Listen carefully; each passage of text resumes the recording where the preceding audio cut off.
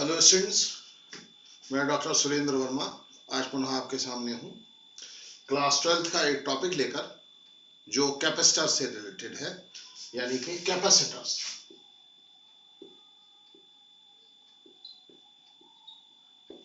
Capacitors या संधारित्र।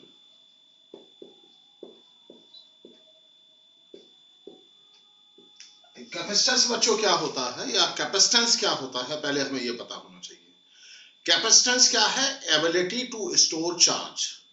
जैसे बकेट का कैपेसिटी होता है, बाल्टी का 5 लीटर पानी को वो अपने अंदर समाहित कर सकती है, ऐसे ही कोई भी बॉडी कितना चार्ज स्टोर कर सकती है वो उसका कैपेसिटी है। हमें पता है कि अगर ये कोई बॉडी है, इसे हमने Q चार्ज दिया तो इसका पोटेंशियल बढ़ जाएगा और Q is directly proportional to होता है V। जितना ज्यादा आवेश उतना ज्यादा पोटेंशियल, यानी कि विभव। अगर हम इसे प्रोपोर्शनलिटी का साइन हटाएं तो Q इज इक्वल टू आ जाएगा C इंटू V। यहां पर जो C है ये कैपेसिटेंस है, बॉडी की धारिता यानी कितना आवेश कोई भी बॉडी अपने ऊपर रख सकती है, कितना आवेश की कैपेसिटी उसकी है, या कहें कि तो C इज इक्वल टू आ जाएगा हमारे पास Q बाई V। किसी भी बॉडी के ऊपर दिए गए आवेश और उसका जो पोटेंशियल है वो कांस्टेंट रहता है और उसका वैल्यू जो हम देंगे वो Q is equal to C into V होगा। तो इस तरह से हम इसे निकाल सकते हैं। ये एक स्केलर क्वांटिटी है और इसका यूनिट फैराड है। ये एक जनरल बॉडी का कैपेसिटी, आपको पता चल गया कि जनरल बॉडी का कैपेसिटी कितना होता है, किस तरह से हम किसी भी जनरल बॉडी का कैपेसिटी हम पता कर सकते हैं, ये अब हमें पता चला। अब हम एक दूसरी बात करते हैं। अगर किसी बॉडी को हम चार्ज देते जा रहे हैं तो क्या होगा? एक लिमिट के बाद, मान लिया ये कोई बॉडी है, आपने इसे चार्ज दिया Q, तो इसका पोटेंशियल बढ़ता जाएगा, और दिया तो और बढ़ जाएगा। एक लिमिट के बाद ये चार्ज को लीक करना शुरू कर देगी, यानी कि एटमॉस्फेयर में वो चार्ज लीक हो जाएगा। जब वो चार्ज लीक होना शुरू हो जाएगा, यानी कि उससे ज्यादा अब इसका एबिलिटी नहीं है कि वो चार्ज को स्टोर करके रख सके, उससे ज्यादा चार्ज उसके ऊपर स्टोर नहीं, उसके अंदर हम स्टोर नहीं कर सकते। तो इसके लिए एक डिवाइस बनाई गई, जैसे हम संधारित्र या कैपेसिटर या कंडेंसर कहते हैं। कैपेसिटर या कंडेंसर वो क्या है? एक डिवाइस है जो जितना चार्ज हम उसे देना चाहें उतने चार्ज को वो स्टोर कर सकती है। और ये बेसिकली हम देखें तो कैपेसिटर्स बेसिक कंसेप्ट क्या है?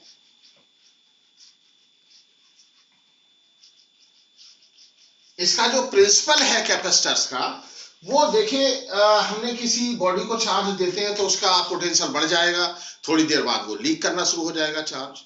उसे बचाने के दो तरीके हमने इसमें देखे, यानी कि इसमें अप्लाई किए। उसका बेसिक प्रिंसिपल है, एक तो है इलेक्ट्रोस्टैटिक इंडक्शन और अर्थिंग। देखिए क्या होता है, ये हमारा एक बॉडी है, इसे हमने Q चार्ज दिया, इसका पोटेंशियल मान लिया बढ़ गया, V हो गया।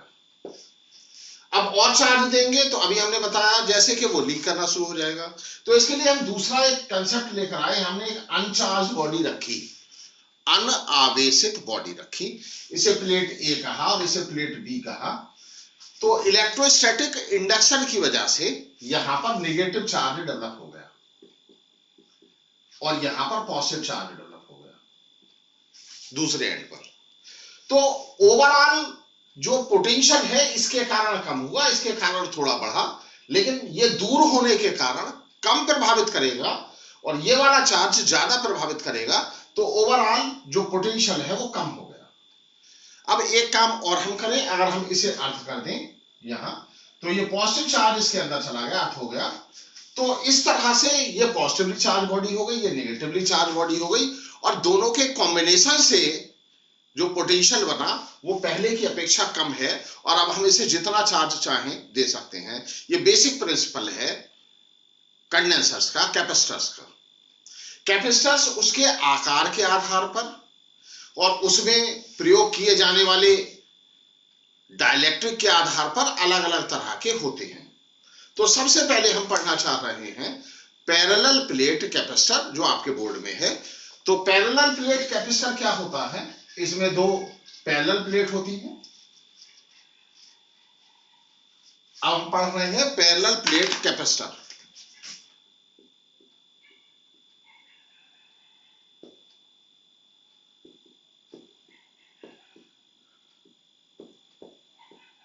समांतर पत्र या समांतर प्लेट संधारित्र। उसके लिए हमने क्या लिया? ये हमारा एक प्लेट है, इसे P कहा और हमने इसे प्लस Q चार्ज दे दिया जो इसके ऊपर स्प्रेड हो गया। यहां पर एक दूसरी प्लेट अनचार्ज ली, उसका ये वाला हिस्सा अर्थ कर दिया। यहां पर नेगेटिव चार्ज डेवलप हो गया। मानिए दोनों के बीच का डिस्टेंस D है और जो एरिया ओवरलैप्ड है, एरिया ओवरलैप्ड हम किसे कह रहे हैं?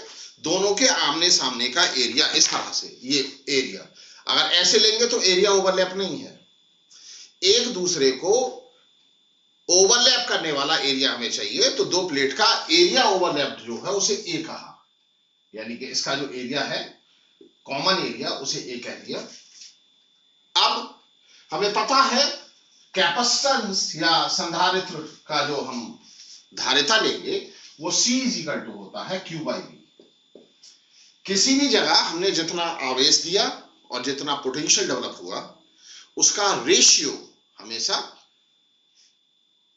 कैपेसिटी या धारिता या कैपेसिटेंस देगा वो हमारा। तो हमें पता करना है V = होगा V1 + V2। जो Q चार्ज हमने दिया है ये हमें पता है। V1 क्या है? इसकी वजह से पोटेंशियल कितना डेवलप हुआ, और V2 क्या है? इसकी वजह से कितना पोटेंशियल डेवलप हुआ, ये हमें पता करना है। लेकिन हमें एक बात पता होती है, V = V1 + अगर हम V2 लेंगे तो हम एक चीज और जानते हैं कि V = होता है E × D, ED। V = E × D, ये हमें पता है। टोटल ओवरऑल पोटेंशियल, इनके बीच के जो दो हमने जब दो प्लेट ली, इनफाइनाइट प्लेट ली, उनके बीच का जो इलेक्ट्रिक फील्ड था E = σ/ε0 था। σ/ε0। σ/ε0। सिग्मा क्या था? Q/A। सिग्मा = Q/A है क्या basically? Sigma charge per unit area. तो अगर हम यहां रख दें V का वैल्यू हमारे पास आ जाएगा, E की जगह हम रखेंगे σ/ε0 और D अपनी जगह जैसे ही है वैसे ही रखेंगे। सिग्मा का वैल्यू पुनः रख देंगे। सिग्मा अभी हमने लिखा है Q/A, तो Q क्या है यहां लिख देंगे Q/A ε0 × D। ये हमारा V का वैल्यू आ गया, ये V का वैल्यू आ गया। इस V के वैल्यू को उठाकर हम इक्वेशन 1 में रख देते हैं, तो देखिए क्या होता है। यहां दोबारा लिख देते हैं, दैट इज C = आ जाएगा Q अपनी जगह और जो V का वैल्यू है यह आ जाएगा QD/A ε0। तो Q से Q कैंसिल हो गया, C का वैल्यू आ गया ε0 A/D। ये हमारा कैपेसिटेंस हो गया। Capacitance for parallel plate capacitor या पैरेलल प्लेट कंडेंसर, ये हमारा, इसका यूनिट क्या होगा? वो फैराड होगा। ये सिचुएशन जब है जबकि दोनों प्लेट के बीच में एयर है, हवा है। दोनों प्लेट के बीच में क्या है? हवा है या एयर। मान लिया कोई डाइलेक्ट्रिक हम रख देते हैं इसके बीच में, जिसका डाइलेक्ट्रिक कांस्टेंट K है। डाइलेक्ट्रिक कांस्टेंट क्या है? K। Dielectric means insulator. हम जैसे पेपर रख दें, जैसे माइका रख दें, तो इससे क्या होगा देखते हैं। ε0 की जगह हम वहां पर लिखेंगे ε0 K। एप्सिलॉन की जगह लिखेंगे ε0 K। एप्सिलॉन की जगह क्या लिखेंगे? ε0 की जगह हम क्या लिखेंगे? ε0 K लिखेंगे। उस सिचुएशन में क्या आएगा हम यहां रखे देखते हैं। C हमारे पास आ जाएगा C = ये था क्या? देखिए ε0 A/D, ये था। एप्सिलॉन की जगह हम चेंज करके रख रहे हैं Cm मीडियम भर देने से K ε0 A/D, ये आ गया। इससे क्या पता चला? इससे ये पता चला कि जो कंडेंसर या कैपेसिटर या संधारित्र की कैपेसिटी है वो बढ़ जाएगी अगर हम उनके बीच, दोनों प्लेट के बीच में एक डाइलेक्ट्रिक रख दें, भर दें। तो K टाइम्स हो जाएगा, यानी कि Cm इजिकल टू आ जाएगा C नॉट इंटू K, ये रख सकते हैं। तो डाइलेक्ट्रिक भर देने से कैपेसिटी बढ़ जाती है। ऐसा क्यों होता है? देखो बच्चों, अभी हमने देखा है कि C is equal to Q upon V है, और हम किसी का भी कैपेसिटेंस या उसका आधारिता बढ़ाना चाह रहे हैं तो हमारा बेसिक मोटो है कि हम किसी भी तरह से V कम करें, और V कम होगा जब हम उसके बीच में एक डाइलेक्ट्रिक रख देंगे। डाइलेक्ट्रिक मींस हम वहां पर रख देंगे एक माइका, रबर, प्लास्टिक, इसका कोई प्लेट बीच में भर देंगे, तो उससे उसका कैपेसिटेंस बढ़ जाता है। अब एक दूसरी सिचुएशन भी हो सकती है कि अगर हम बहुत सारी प्लेट की पट्टियां रखें, यानी कि डाइलेक्ट्रिक स्लैब आधे में रखें या उससे कम दूरी में रखें, तो देखिए क्या होगा। देखते हैं,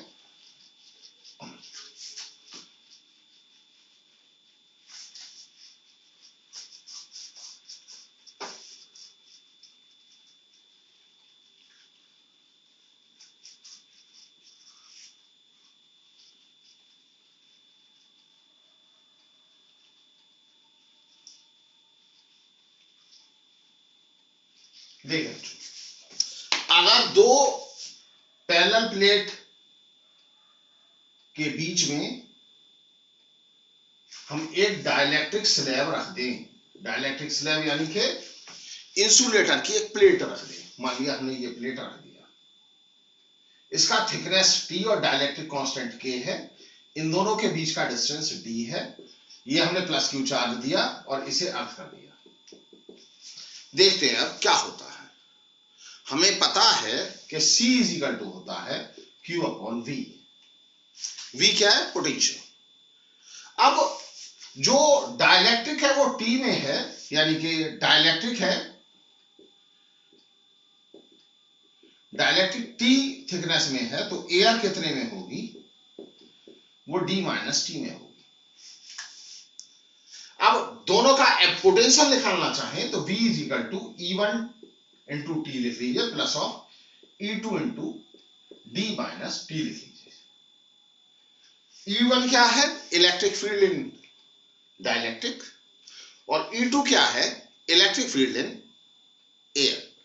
तो इसे आप लिख सकते हो epsilon sigma over K epsilon naught into T, plus यहां लिख सकते हैं sigma over epsilon naught into D minus of T। अब sigma over epsilon naught common ले लेते हैं, sigma over epsilon naught common आ गया, अंदर बचेगा T upon K plus D minus T upon epsilon naught, ना एप्सिलॉन नॉट तो हम कॉमन ले जा चुके, ये बचेगा D minus T plus T upon K बचेगा। बहुत अच्छा, ये V आ गया। Sigma is equal to Q upon A है, ये Q क्या है? जो चार्ज हमने दिया था। A क्या है? कॉमन एरिया, कॉमन एरिया यानी कि एक दूसरे का एरिया जो एक दूसरे को जो ओवरलैप कर रहा है, प्लेट्स का एरिया। उस केस में हम इसे यहां रख दें तो V इज इक्वल टू आ जाएगा Q upon A epsilon not, और यहां बचेगा, इसे पहले लिख लीजिए D माइनस T लिख लिया प्लस T अपॉन K लिख लिया, ये आ गया। वापस यहीं रख दीजिए इस इक्वेशन में, तो आपको क्या मिलेगा बच्चों? आपको मिलेगा C इज इक्वल टू आ जाएगा हमारे पास, देखिए Q अपनी जगह, यह आ जाएगा Q अपॉन, नीचे है A एप्सिलॉन नॉट, यहां बचेगा D minus T plus T upon K। इस Q से Q कैंसिल हो जाएगा। अब देखते हैं क्या बचेगा, देख लीजिए, तो C इज इक्वल टू आ जाएगा epsilon naught A upon D minus T plus T upon K। समझ पा रहे हैं? इससे हमें ये पता चल गया फेरेड इसका यूनिट है।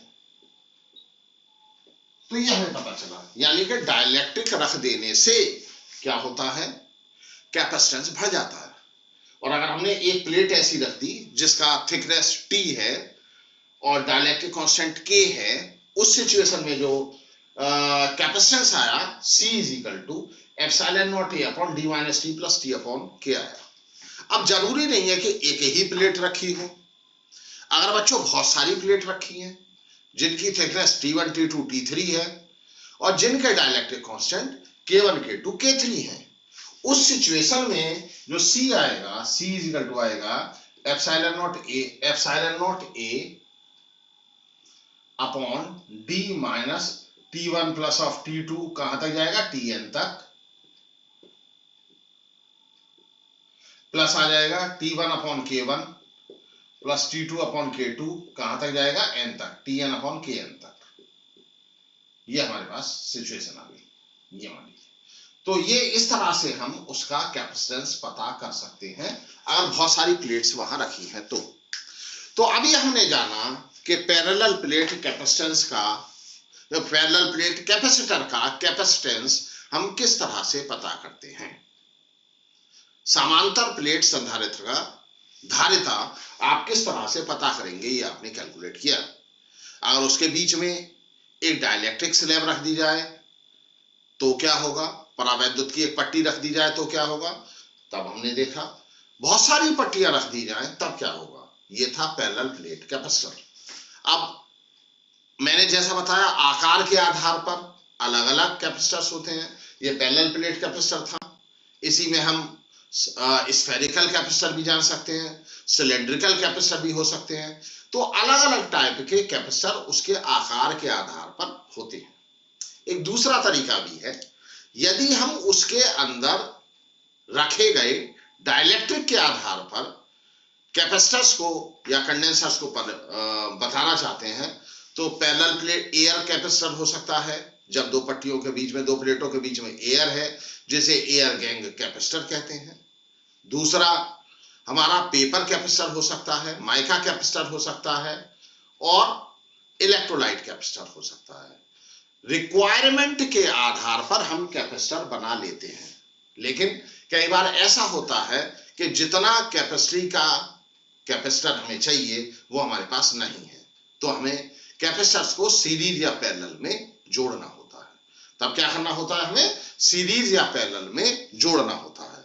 तो अभी हम जानने जा रहे हैं कि सीरीज और पैरेलल में कैपेसिटर को कैसे जोड़ेंगे। देखिए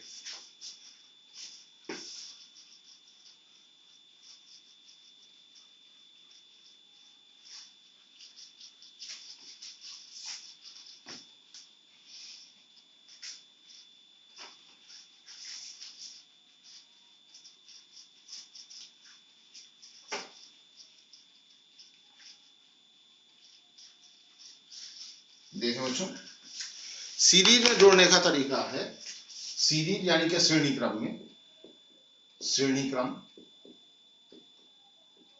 क्रम में बैक टू बैक कैपेसिटर्स जुड़े होते हैं। दूसरी प्लेट पहले कैपेसिटर की दूसरी प्लेट दूसरे कैपेसिटर की पहली प्लेट से जुड़ी है। दोबारा समझ लीजिए, पहले कैपेसिटर की दूसरी प्लेट दूसरे कैपेसिटर की पहली प्लेट से जुड़ी है और ऐसे ही जुड़ते चले जाएंगे, राइट। मान लिया इसका कैपेसिटेंस C1 है, इसका C2 है, इसका C3 है, हमने एक पोटेंशियल लगा दिया V। अब कितना पोटेंशियल इस पर होगा ये हमें नहीं पता, कितना गिरेगा, यहां पर इसे V1 कह दिया, यहां V2 कह दिया, यहां V3 कह दिया। हर एक पर चार्ज सेम होगा, आवेश Q है, तो V इज इक्वल टू आ जाएगा हमारे पास V1 plus of V2 plus of V3। Q is equal to C भी होता है, Q is equal to C into V, तो इससे V इज इक्वल टू आ जाएगा Q बाई C। मान लिया जो इक्विवेलेंट कैपेसिटेंस बना, इन तीनों को हटाकर जो एक मिलेगा हमें, या तीनों को हटाकर जो हम एक लगा सकेंगे उसे तुल्य संधारित्र कहेंगे। उसकी धारिता मान लिया C है, तो यहां आ जाएगा Q upon C equal to आ जाएगा Q upon C1 plus of Q upon C2 plus of Q upon C3। तो हमने Q क्यों वन लेकर काट दिया, तो 1 अपॉन C आ जाएगा, 1 upon C1 plus 1 upon C2 plus 1 upon C3। यानी कि इस तरह से श्रेणी क्रम में हम इक्विवेलेंट कैपेसिटेंस पता कर सकते हैं जबकि कैपेसिटर जुड़े हुए हैं श्रेणी क्रम में। ध्यान रखना है पोटेंशियल अलग अलग, चार्ज सेम होगा। आगे चलते हैं और उनकी धारिताओं के आधार पर बढ़ जाएगा। आगे चल रहे हैं, अब देखते हैं कि पैरेलल प्लेट यानी कि जो हमारे कैपेसिटर्स हैं वो पैरेलल में अगर जुड़े हों तो किस तरह से होगा। अब हम ये जानना चाह रहे हैं कि अगर पैरेलल में जुड़े हैं तो किस तरह से कैपेसिटेंस, इक्विवेलेंट कैपेसिटेंस हम निकालेंगे। पैरेलल में जुड़ने के लिए क्या है, ये देखिए, ये तीन कैपेसिटर्स, एक ही उनकी पहली प्लेट एक ही बिंदु से और दूसरी प्लेट दूसरे बिंदु से जुड़ गई। ये हमने एक सेल लगा दिया यहाँ पर, देखिए ये C1 है, ये C2 है, ये C3 है। तीन कंडेंसर हमने जोड़ लिए, पोटेंशियल सेम रहेगा, चार्ज अलग अलग होंगे, यहाँ Q1 है, यहाँ Q2 है, यहाँ Q3 है, मान लिया। तो Q इक्वल टू आ जाएगा हमारे पास Q1 plus of Q2 plus of Q3, यानी कि टोटल चार्ज जो जमा हुआ है। अब Q इक्वल टू CV होता है, यहाँ रख दीजिए CV equal to C1V plus of C2V plus of C3V, C3V, V common लेकर काट दीजिए तो C आ जाएगा C1 plus of C2 plus of C3।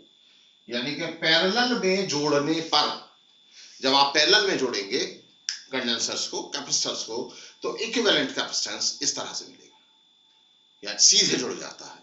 ध्यान रखें, रेजिस्टेंसेस में कुछ उल्टा होता है, जब प्रतिरोध जोड़ते हैं तो कुछ दूसरे तरह से जुड़ रहे हैं, और जब ये आप कंडेंसर जोड़ रहे हैं तो दूसरे तरह से जुड़ रहे हैं।